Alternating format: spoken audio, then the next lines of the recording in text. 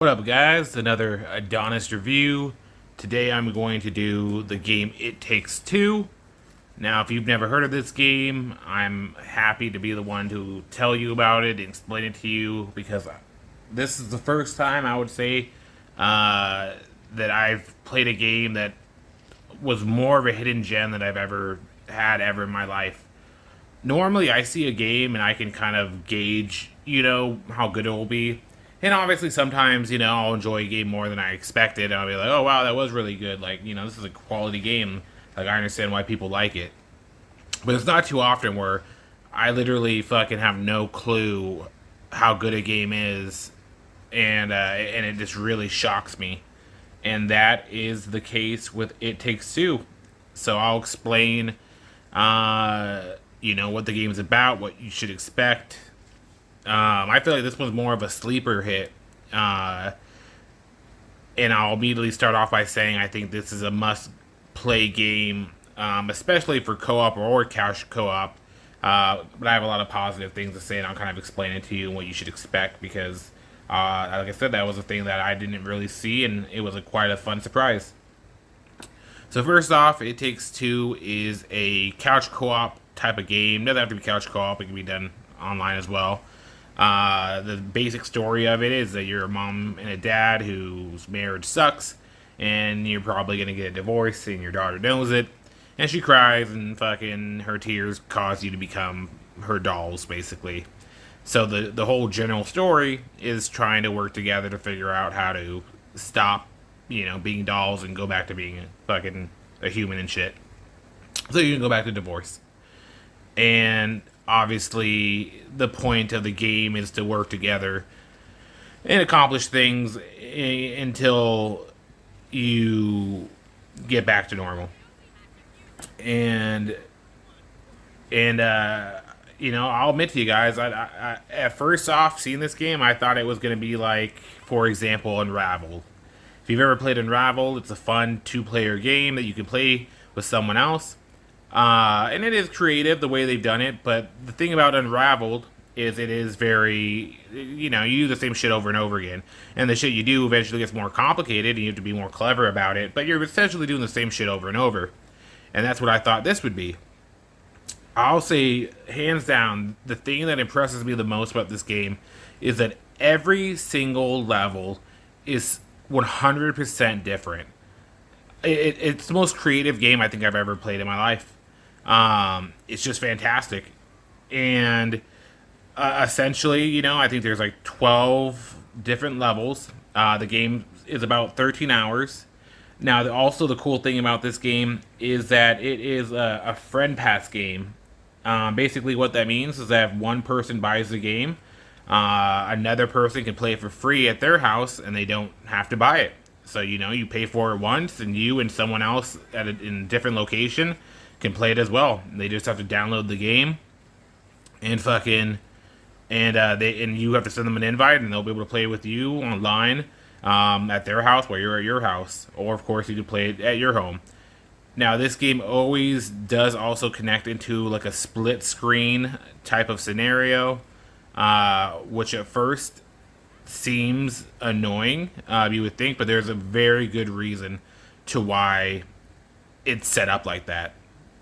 And the reason is that there's so many objectives and tasks that you can't do unless you know exactly what's happening on their screen, that you kind of need to be able to watch what they're doing sometimes as well as what you're doing. But back to why the game's so unique. So like I said, every level's different, and has a completely different feel to it. Literally, that's kind of the positive and the negative of the game. It's the positive because it's so fun to experience fun and new different things, every single time. Like right now you're watching, where you get powers, and one of you has like the power of fire, one has the power of ice. This is kind of the most damage, power level part of the game. A lot of it's not like this. There are another level where one of you has like a hammer, another one you has a nail, and you do interesting things with that. There's another one where one of you has like an explosive, and another one has glue, and you do different shit like that. But it varies, and every time it's different. and that creates a lot of uniqueness, and it's very exciting, and it's amazing how unique it is. But that also creates a negative. Sometimes you do something that's so cool and so creative that you want to come back to it. You hope that they repeat that, and so you can do it again. And they don't, unfortunately. So sometimes there might be something you love that you unfortunately won't see again. But that also creates not a huge amount of playback value, but more playback value than you would think. Typically, this would be a 100% game that I'd play once, be like, that was fun. I'm glad to be able to delete it, get off my thing, and call it a day. This game, I will 100% be playing again. And again, I never do that. I'm usually happy to delete a game, open up space, and get ready for a new game. But the things you do playing as one character to another are so completely different because you have 100% different powers that it's 100% worth playing with a friend once and then switching characters and playing as the other character the second time around, because like I said, it's just completely different, which is awesome. The graphics are nice. They're a very cool, kind of quirky, nice high fidelity looking game.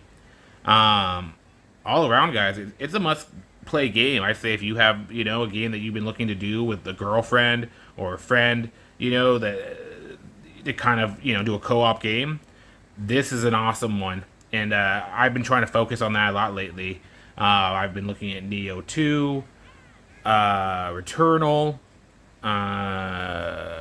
Gears of War, Busters, all these different games. Elden Ring even does it, and all of them are great. But this one is the one I can't let go of.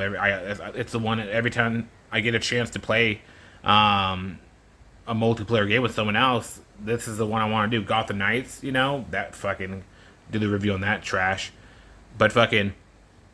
It's just a good game all around. Like I said, the biggest negative here is just the fact that you fucking, sometimes you do a great level that you really enjoyed, and unfortunately you don't get back to it. But the fucking diversity, the way you can play, the playback value, the fucking uniqueness in bosses, and the length of play. I played for fucking hours, and I thought I was close to the end. I realized I was only halfway through the game. It's just all around. I think something worth it. I think right now, for at least PlayStation, I think this is it might be on Game Pass. I'm not sure if it still is. I know it was on Game Pass at one point. I got it on sale for PlayStation for $15, which is a fantastic deal. Like I said, $15 for you and a friend can play. It's a great deal because usually this is expensive. Usually, it hasn't been down on price. I think it's always been around $30. So I think it's a must-have. Like I said, if you're a person who's been looking for a game to play with someone else, I think it'll be great. I think you can have fun playing by yourself as well, but I think the real novelty here is playing with a friend. It's just a must-have in that sense. So I hope that kind of shed some light on this game. I feel like it was a sleeper. I had no idea what it was really about, and kind of thought it was going to be stupid, and just bought it off a whim to have something to do with someone else, and found out falling in love with this game. So take a look, play it if you get a chance. Let me know how you like it. Thanks, guys.